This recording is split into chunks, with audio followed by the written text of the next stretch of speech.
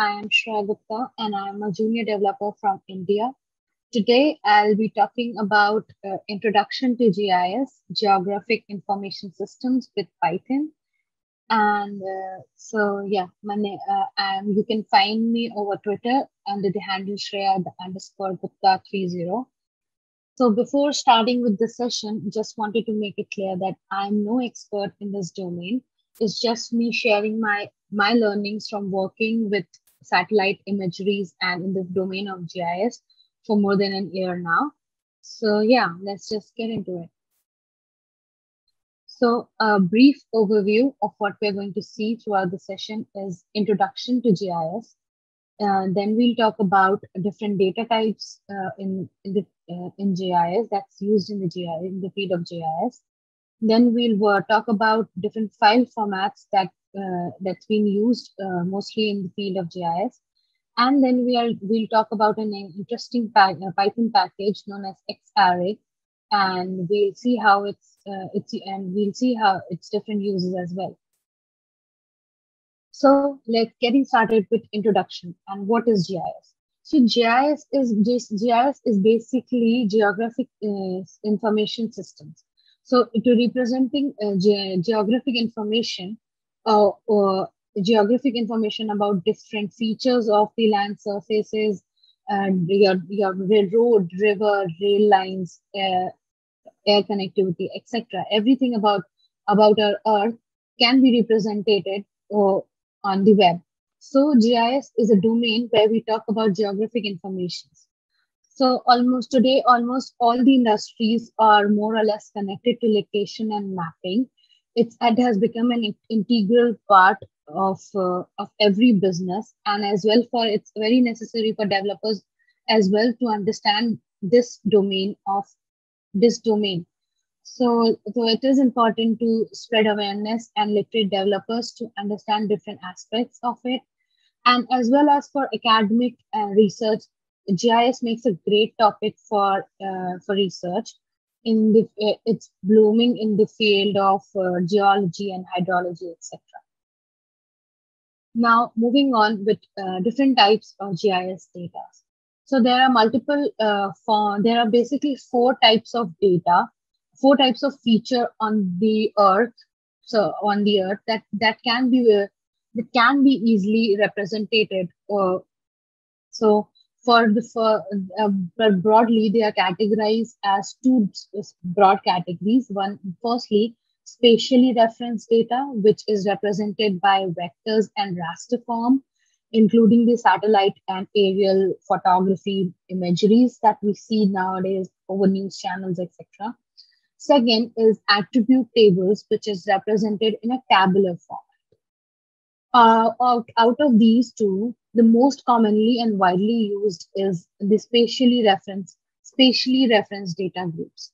GIS data can be further classified into two different types, that is vector and raster data. Vector data. Vector data is nothing but a vectorial representation of geographic data. It deals with three specific features of the Earth, that is made a particular features like land, like pond, rivers, ocean, sea, etc., which can be represented in a form of a polygon.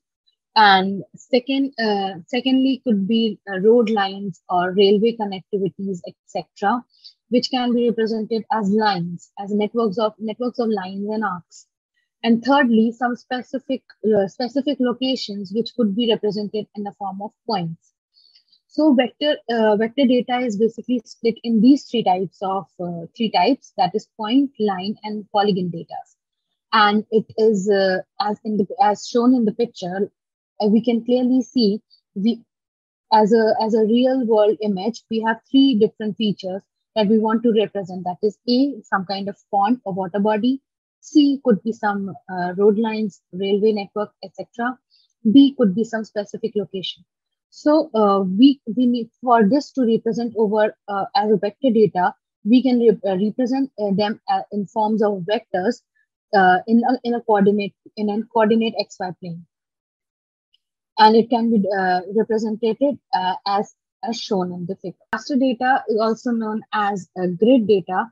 It represents basically the fourth feature, that is surface, and it can be, the data can be of two types, that is continuous and discrete. Yeah, for discrete raster data, example could be a population, when you're trying to represent a population density, and for continuous raster data, it could be when you're trying to show precipitation data, precipitation variation, or elevation measurements, or temperature, etc. So raster data is basically a cell-based, and its data is and this data is categories also includes like aerial and satellite imageries. So raster data can be thought of broadly, can be thought of as a normal photograph, which consists of pixels. So in the same form, raster data has grids, and each grid has some specific values, which when connected with multiple grids forms an image. This includes a satellite imageries that we see nowadays on internet, and aerial photography imageries, etc. Now moving on with file formats in GIS. So there are many file formats that are accepted in the GIS domain, but the most frequently and the commonly used ones are GeoJSON, GeoTIFF, and NetCDF file format. GeoJSON, as the name itself suggests, is a geographic the geographic data is represented in a JSON format, and it basically stores data like vector data like lines, points, and polygons. It also has a liberty to store your attributes. Attributes are basically metadata, which contains the information of the data, which tells the user what the data is all about. The most important feature of GeoJSON file formats is how web friendly it is. It stores text. It makes the transfer of the file over internet so smooth and so easy, because it is in JSON format. So almost every web browser supports it.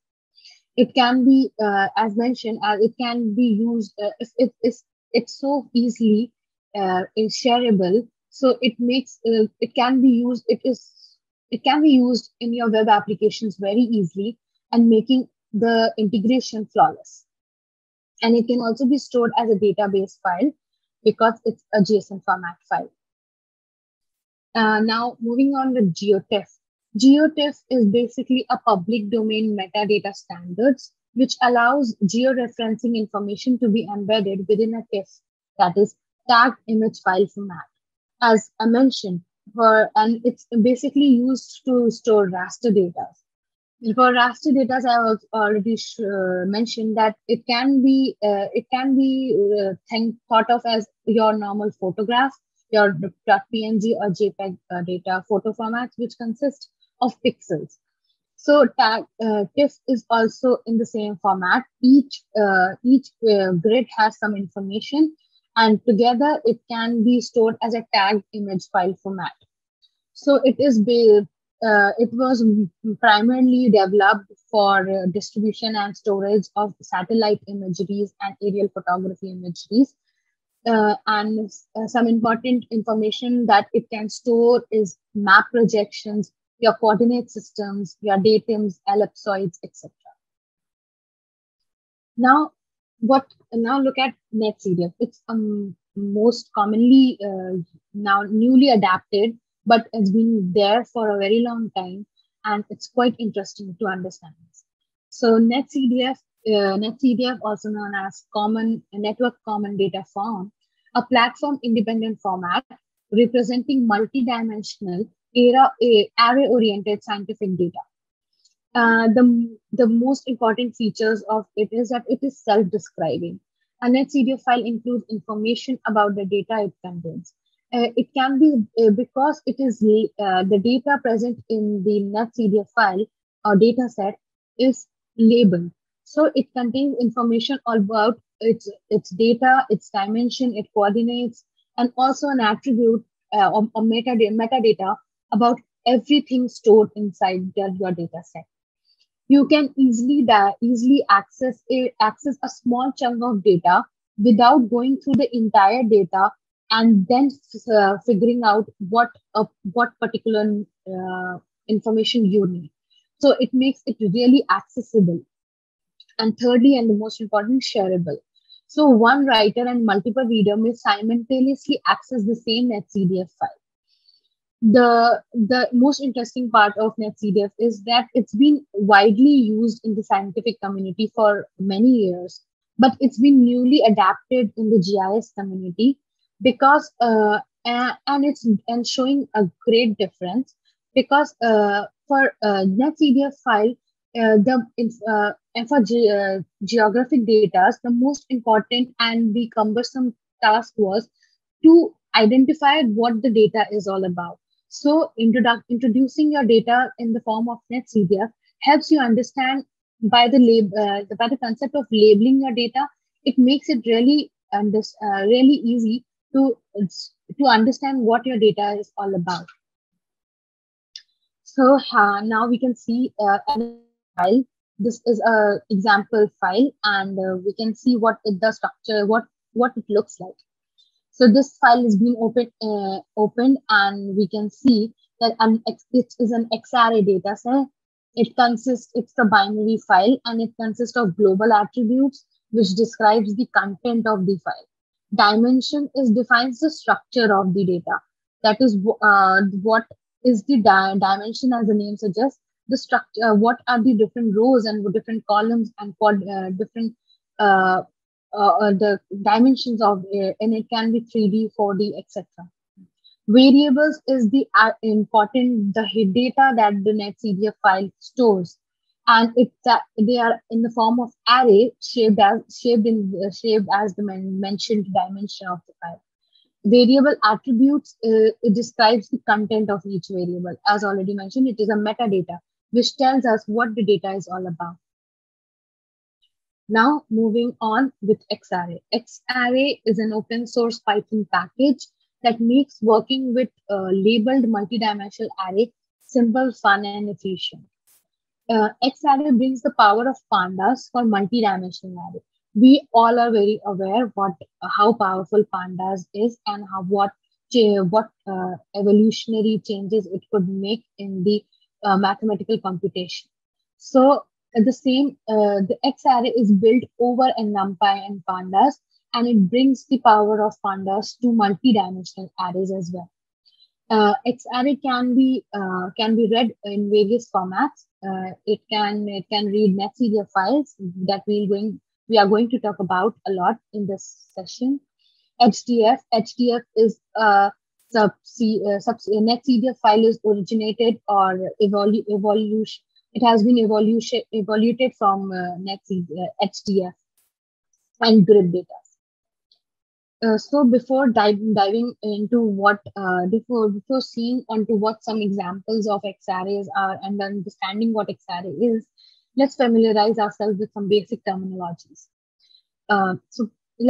Variables, as already mentioned, is a NetCDF-like variable consisting of dimensions, data, and attributes, which describes a single array. A NetCDF file or a data array could be a data set could be consisting of multiple variables. Dimensions. Dimension is a data array object dimension, and it's named dimension axis. And the name of the JF dimension axis can be denoted as array.dimsjf. So dimension is basically an axis defining the axis for the data arrays. Coordinate is an array which has labeled dimension or set of dimensions for another data array. Index, XArray created indexes for dimension coordinates so that the operation along the dimensions are fast while the non-dimension coordinates are not included. So let's move on to see for example of how we can use XArray for our different purposes. So we'll move on to a notebook it's mentioned, it can be easily accessible from this link. It's helping. It We'll see how we can create data array, how we can read data array data from it. We can transform data arrays, and how we can use it with NetCDF files, etc. So we'll move on with the. So now let's just dive into the code section. So now, firstly, we'll see what is data array and how we can create one data array for ourselves. Data array basically provides a wrapper around NumPy n-dimensional arrays that uses labeled dimension and coordinates to support metadata-aware operations. The labeled dimension and coordinates are the most important part, which makes data array so efficient for multidimensional data sets, multidimensional data arrays. So firstly, we'll import some libraries, because for Xarray to work, we need pandas and NumPy, because it's, as already said, it's built over it. So firstly, we'll create a random array of 4 rows and 3 columns. Then we'll define its coordinates. So here we have defined the coordinates as locs and times. And yeah, the rows consist of locations, and the columns. The columns consist of location, and the rows consist of time. So to bind these information together, all we need to do is use a function known as xarray.dataArray and bind this information together. We'll pass our array values, we'll pass our coordinates, we'll pass a dimension names, and the name of the data array. And we can clearly see that this data array has been created. It has the data array named temp, which with dimension 4 and 3, with the dimension name as time and space, which represents that we have 4 columns of time, 4 rows of time, and 3 columns which represent space or location. This labeling helps a lot, because when you have a lot of information in front of you, you need to know what it is to navigate or to index the value and to extract information from it. Now we can how we can display the data. It's a simple command .data, and the information about the randomly generated array that we created above can be seen easily. We can also use data array as a dictionary. It can be easily used in the form of key and value pair. So like above, we mentioned the coordinates at time and space. Time is the value of it, space is the key and the value of it, and dimension. And here the same thing is happening again. We can clearly see the same. We have created 2 coordinates, time and space, and the values. Now moving on, how we can create a data array from a pandas data frame. Let's suppose we have a data frame and we want to convert it into a labeled coordinate system. So we can convert a data frame to an data array as well. So here we have created a general random data frame with values of rows and columns x, y, and with index values a, b, and information about it. So this is a data frame, as we can see. And now we'll print this data array as a we'll print this data frame as a data array. And for that, a very simple function known as .xarray.dataArray can be used. We have created this data frame to our data array in just one command. Now the same can be done with a pandas series as well. So xarray.dataArray and passing your series with the value, with the list index and value name, and it has been created as a data array. The pandas series is converted to a data array. Now moving on, what are the different properties of using properties of xarray? So you can easily extract values from it, dimensions from it, and coordinates from just 2-3 simple commands.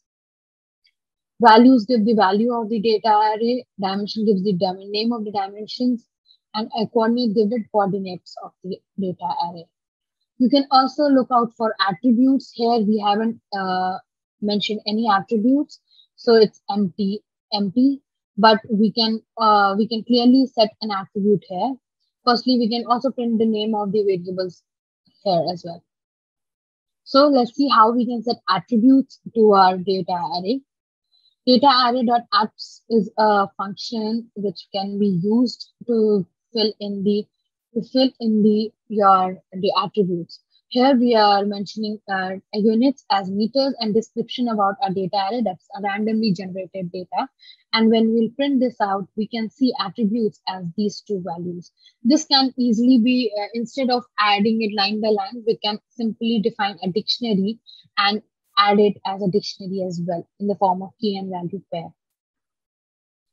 Now, the other useful information about data array is that you can rename your variables very easily. So here we had a data array of temp, but now we have just using one line command, we can rename the value to temperature. Yeah, and now let's see how we can work with data array coordinates. So data array coordinate, we had a data array coordinate time here, which we created above. So we can see we had four time values, but and you can to see the values of time, you can use either dot quads time, passing the value of time, and or simply by just indexing it to time. You can also set or remove. You can also set or remove by using a dictionary-like syntax for the coordinates. And you can add a new coordinate just by mentioning a new name, new coordinate and its values. And as we can see, the coordinates, there were firstly what was just time and space. Now we can see there's another coordinate mentioned as rank. We can easily delete it as well using the del command, and it's been deleted from the coordinates. Now let's see what a data set is. So before this, we have talked about data arrays, but on a daily basis, what we work on is data set. Data set is an X-array's multi-dimensional equivalent of data frame. It is a dictionary-like container, labeled arrays with data array objects. Labeled here we deal with multiple data arrays with aligned dimension. It is designed as an in-memory representation of data model from the NetCDF file. So basically, NetCDF file consists of data sets. So this is what we work on a daily basis. So here we have created two variables, temp and percep, two random data arrays with dimension 2 x 2 x 3, and two coordinates of lon and lat, which represents basically latitude and longitude. So it is a two-dimensional array. And now we can simply wrap it as in a dictionary-like container, as a dictionary-like containers of labeled arrays, because these are label arrays. So xarray.dataset is the command which is used to wrap these along. We can wrap it as key values. So key is precipitation, and its labeled dimension are x, y, and time, and the value. Same goes for quad temperature. And now we'll move on to coordinates. And mentioning the coordinates will be lat, long, and time, and some reference time. That reference timestamp. For long and lat, we can see there are two-dimensional array, x and y, and the labels of the dimension are x and y, and the value. Same for lat. So when after wrapping it around, we can simply see the xarray.dataset, and above we could see xarray.dataarray, because dataset is collection of many data arrays.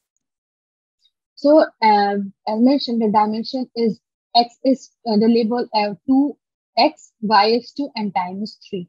Coordinates are lon, lat, time, and reference time as mentioned. And the name of their axis dimensions is also mentioned. The variables are precipitation and temperature, and the dimension is also mentioned. These precipitation and these variables, the value of these are aligned with the dimension as well. And attribute as not mentioned here, so it's 0 right now. Now checking for if the variable is present or not. Temperature in DS. This command will tell us will return a boolean telling us whether it's in the data set or not. Here temperature is present, so the answer is true. Now, to also to look out for, if you want to print the values of precipitation, you can simply just do it by indexing it to precipitation. And see, the value of precipitation is here. Now, we can also list the data variables in an array. It is a useful function when you when you are starting with an HCDF file and you want to see what are the different variables in your file. So it will list all the variables, its dimension and value. And now moving on to transforming data sets. In addition to a dictionary-like method, as we see, Xarray has additional methods like pandas for transforming data sets into a new object. So here calling the precipitation value, we can see the precipitation value here. And now we can easily we can transform this precipitation value variable into a new variable and without disturbing it. And but just by passing a new, introducing a new variable name, precipitation double, and giving it as naming its dimension and value, the value we have represented is multiplied the value of precip by 2. This will create a new variable, precipitation double, and it will create a new variable, precipitation double, like here, and the values are clearly doubled. Now we'll see how we can delete a variable as well. We can easily do that by using dropvars command function, and it will easily and naming the variable we want to drop. Now we can see how we can drop a dimension as well. It's a very easy thing. You can drop a dimension and add a dimension any point of time in a data set. So for dropping it, you just need a command drop dims and time, and the time we have dropped the time variable here. But one thing that you should note here is that if you drop a dimension, so any variable which uses that dimension will be dropped. Here we can see the data variable is 0 because the two variables, that is precip and temp, used time as one of its dimension. So it's been dropped. So we need to be very careful while dropping a dimension. Now renaming a variable is also a very easy task. You can simply rename it by just in like a dictionary format. Now we have renamed it temperature, temp as temperature, and precip as precipitation.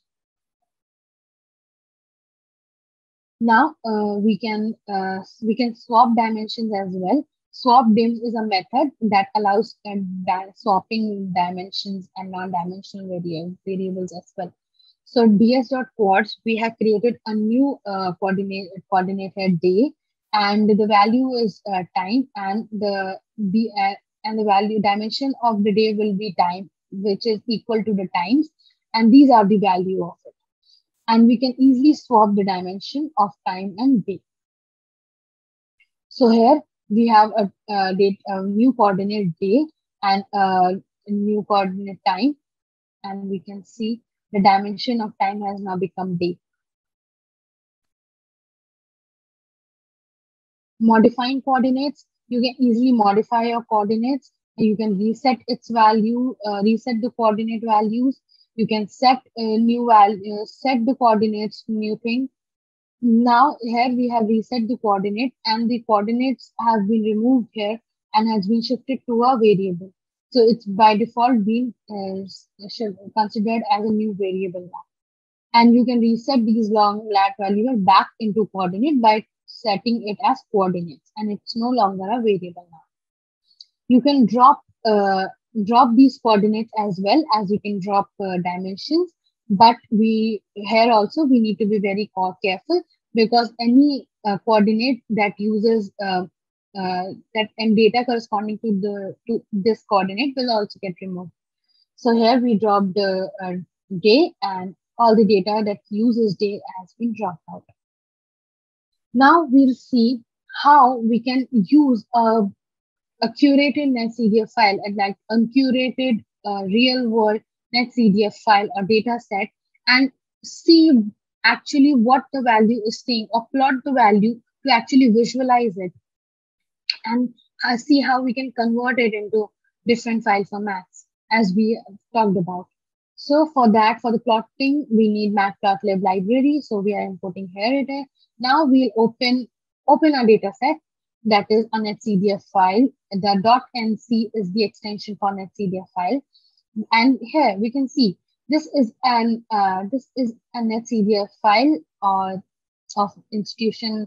These are the attributes. So this attribute basically tells us what this data is all about and who is responsible for this data and any information that we need to know about this data. So we can know that this data is about LIS, land surface model output, and which has been done by the NASA, GSFC, etc. So here we can see the dimension are east, west, north, south, and time is basically a representation of latitude and longitude and time. The coordinate is time. The data variables here are lat and long, and 4 variables are stream flow, river depth, flooded fraction, and surface water storage. So these are the 4 variables here.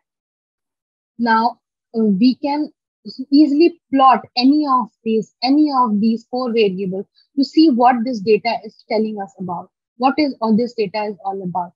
So it can be easily plotted anywhere and then can be used according to your usage.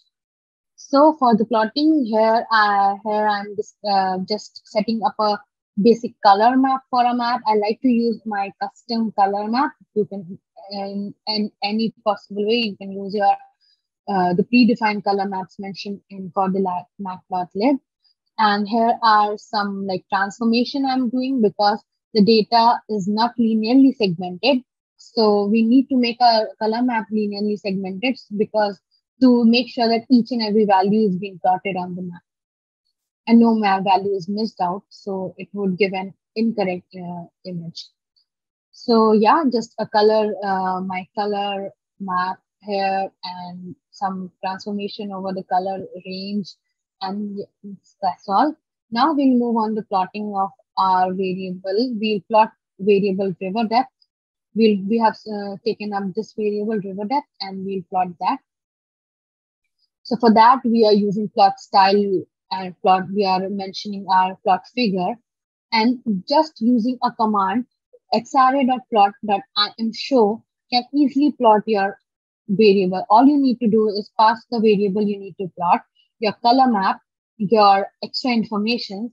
Here I have added custom color bar and labels and not from the function itself because I needed some padding and dimension corrections as well. And I have added the title of the map and plot.plt.show can easily see, we can from that command, we can easily see what this map is all about. So river depth, this data is river depth and it's from 2014 of September 16th data. It is plot. It is showing all the river depths of various rivers in the Indian map, and this is the color bar. So we can clearly see what from this we were not sure what this data is all about, but by just simply plotting the data over a map, we can easily visualize what this data is all about. Now this is just a one file. You could have multiple of files for several hundred of years or decades, and you can create a simple visualization from it. Now taking this plot, we can easily take out information. We can take this image, convert it into a GeoJSON format or GeoTIFF format, and can use it for our web applications, etc., or any dashboard or any website you are creating or for any use. This is just data for rivers. It could be of road connections, road networks, of railways, of aerial networks, of anything. So it makes how easy it makes to plotting of these data. So this brings us to the end of our session. For more information about XRA and NetCDF, you can visit these to their official documentation. Links are mentioned here, and you can learn more about it. And for if you want to learn more about its implementation, there are tons and tons of open source tutorials, blogs, and video tutorials available online. That's where from I learned my XRA and XCDF information about them, and you can learn it too. And yeah, so thank you for attending my session, and hope you learned something about GIS and XRA package. Thank you so much.